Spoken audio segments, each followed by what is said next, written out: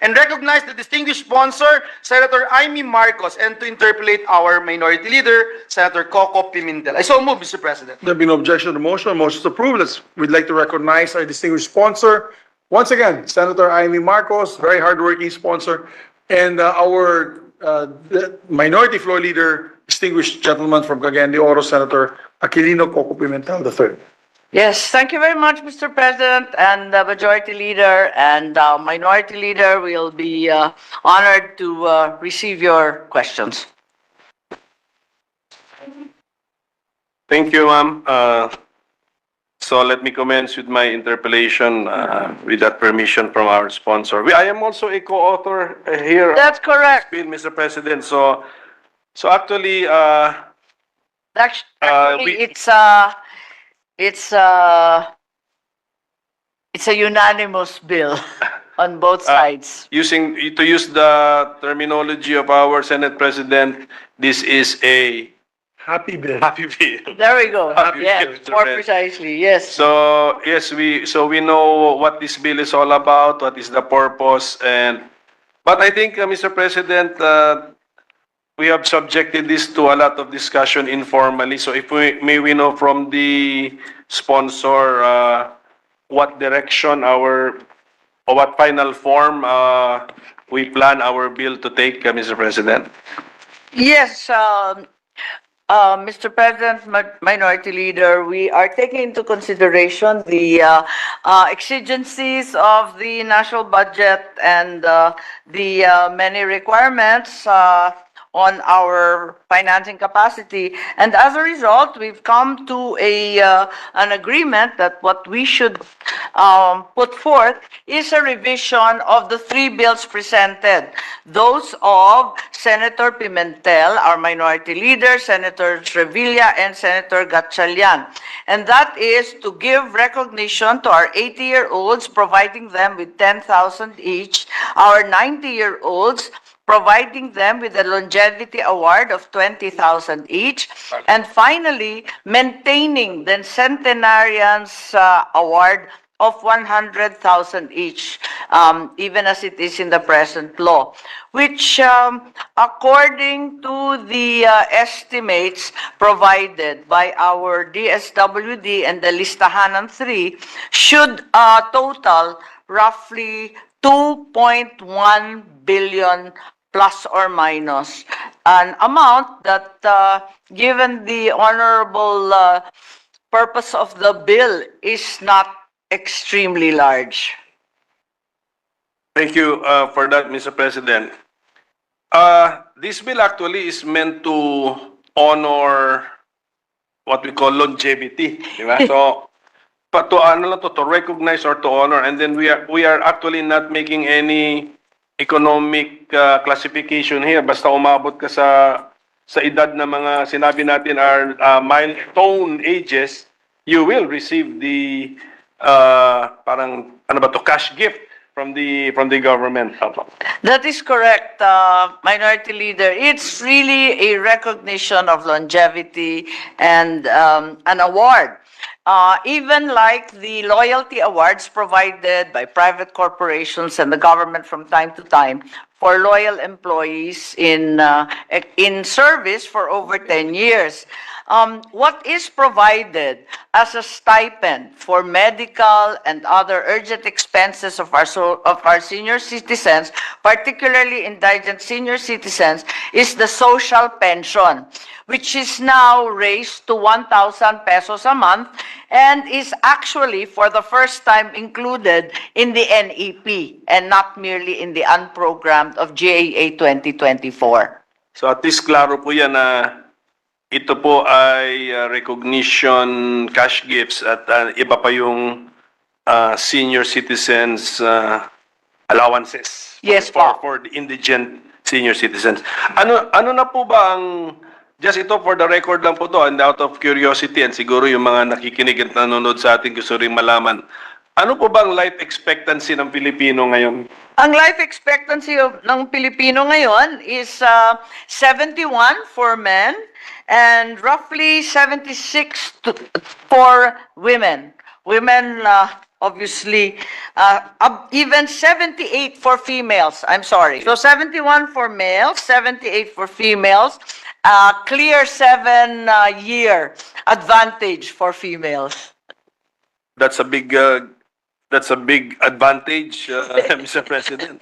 7 years. And then, since ang atin pong beneficiaries ay yung mga mag-80 years old, magse-celebrate ng 80th birthday, 90th and 100th, may we know our estimates on the number of our beneficiaries for this recognition cash gifts, Mr. President? Yes, I believe that the numbers that are anticipated based on our PSA numbers would be about 131,000 for 80-year-olds, 26,700 plus for 90-year-olds, and 2,623 for 100-year-olds. Right now, for the centenarians, we are giving less than 1,700 because of the difficulty in disbursing and identifying them.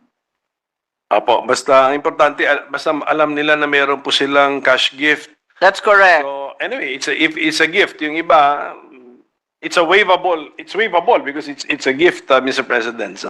Yes, we of course have some concerns, and I believe the version in Congress is that every 5 years a gift should be given, but I believe that might be very difficult to disburse as well as be possibly confusing. 10 years seems to be the traditional recognition.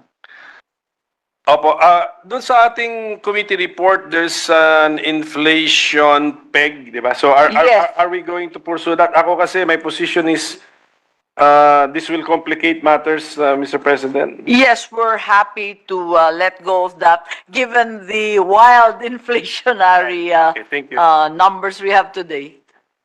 Siguro po, Mr. President, we just anticipate since sa 100 years old, we are maintaining the existing law or program. Yes, So, that is the bill proposed by both Senators Revilla and Gatchalian. Apa.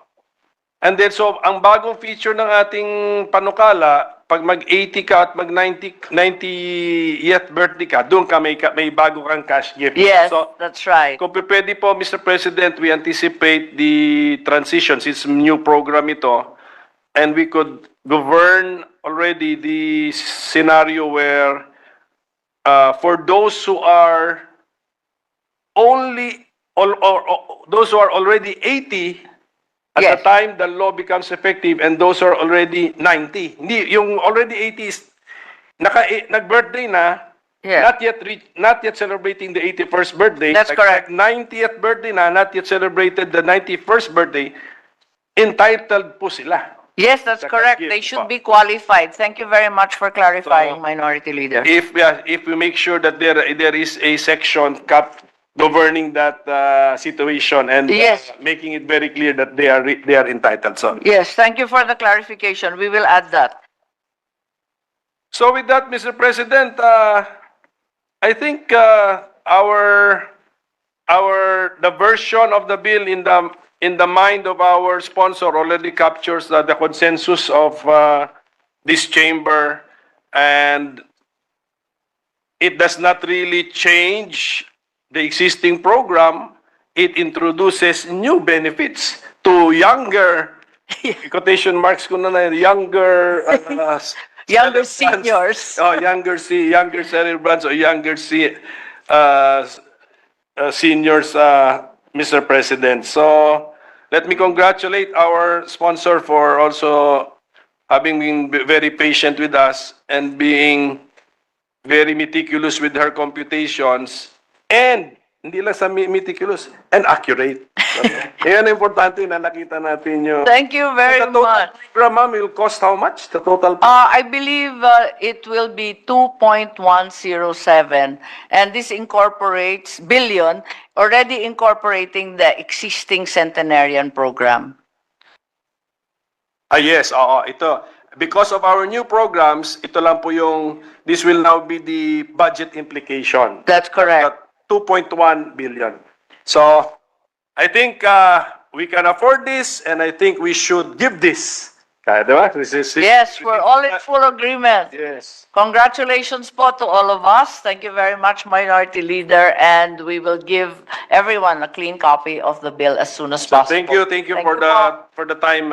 Thank you, ma'am. Thank you. Mr. President, Thank you very if I may. much. Yes, Majority. First of all, Mr. President, let me congratulate our distinguished colleague from the great province of Ilocos Norte for passionately pushing this very important landmark legislation. I just have one question, Mr. President, because as everyone know very well, this representation sponsored and principally authored the doubling of our social pension for our senior citizens. But unfortunately, Mr. President, we have been receiving reports since the passage of the law, still half of the pension fund, which is only 500 pesos, ang nare-receive pa rin ng ating mga senior citizens. And we have been fighting for this measure not only to be passed, Mr. President, but also to be implemented properly. But unfortunately, it was not implemented this year, and our senior citizens are hoping and praying.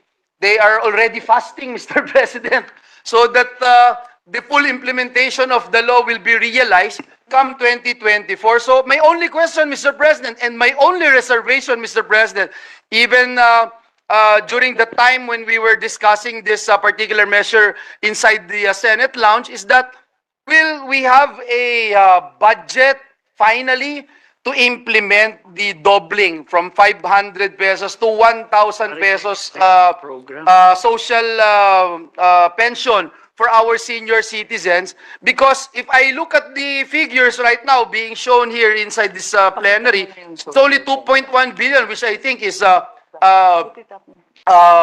manageable, Mr. President. But if you look at the budget for the social pension, I know it's way higher. So I just wanted to put on record, Mr. President, that even before we act on this particular measure, we are already assured that our senior citizens will get what is due them with regard to the law that we passed last Congress. Thank you, Mr. President. Thank you, distinguished colleague. Yes, thank you very much, and I hope it's of help if you could look at the slide that we've put up regarding the social pension. It's been a matter of grave concern that we have not been able to deliver the 500 additional amount that was promised originally in the bill of Majority Leader Villanueva.